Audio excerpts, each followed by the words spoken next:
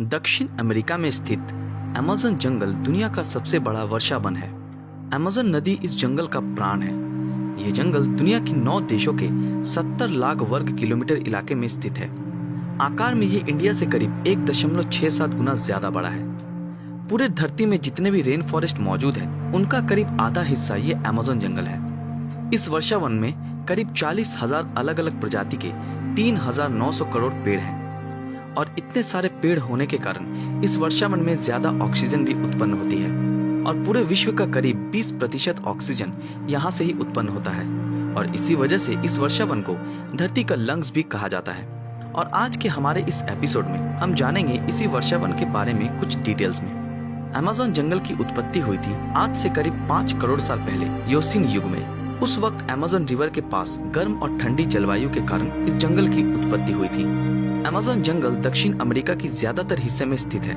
इस जंगल के 70 लाख वर्ग किलोमीटर इलाके में से 55 लाख वर्ग किलोमीटर इलाके नमी जलवायु द्वारा प्रभावित है। जैसे कि आप सभी को पता है कि सुंदरवन जो कि भारत और बांग्लादेश दोनों देशों में ही स्थित है, वैसे ही अमेज़न जंगल 9 देशों में विस्तृत है और इन 9 देशों में से 60% जंगल केवल ब्राजील में ही स्थित है। इसके अलावा 13% पेरू में और 10% कोलंबिया में स्थित है और बाकी के 17% 6 देशों में जैसे कि बोलिविया, इक्वेडर, वेनेजुएला, गुआना, सुरीना और फ्रेंच गुआना में स्थित है।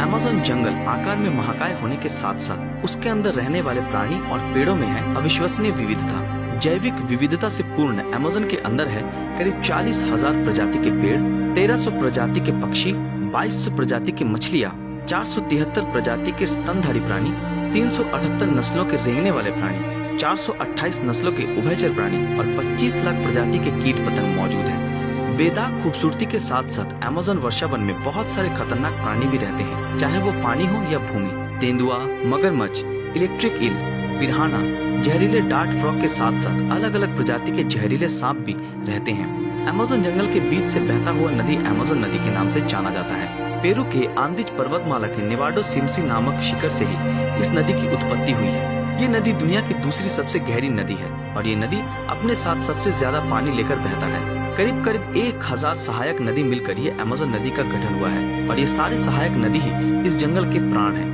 और इन सब सहायक नदी में से 17 नदी की लंबाई 1000 माइल से भी ज्यादा है।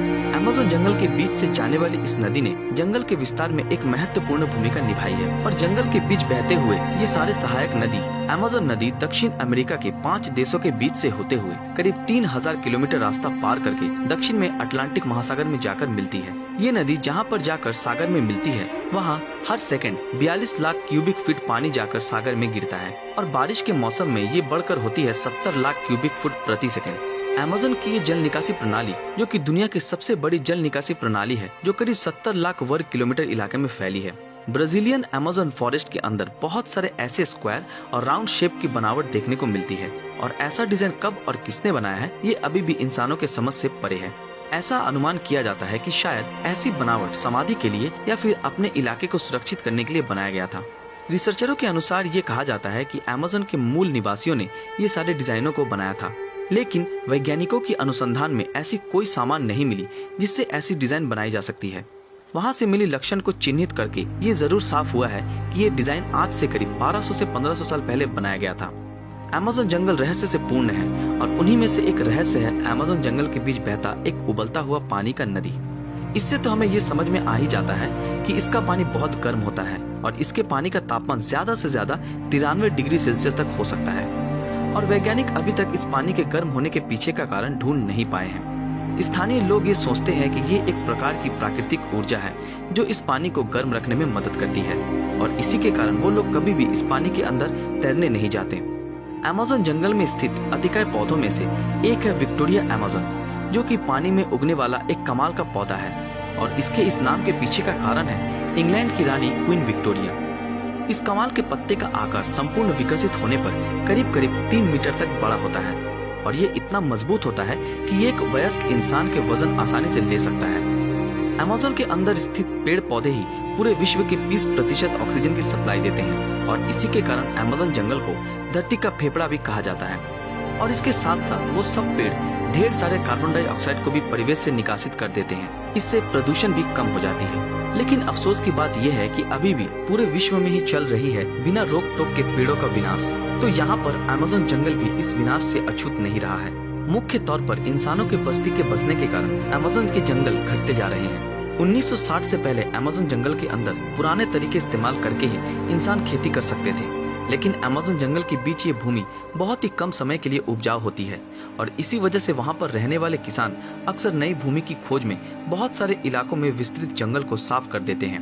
1970 में शुरू हुआ ट्रांस अमेज़ोनियन हाईवे का निर्माण कार्य, लेकिन किस्मत से सैंक्शन के धमकियों के कारण वो काम रुक गया था। लेकिन इसके बाद भी पेड़ों का विनाश चलता रहा।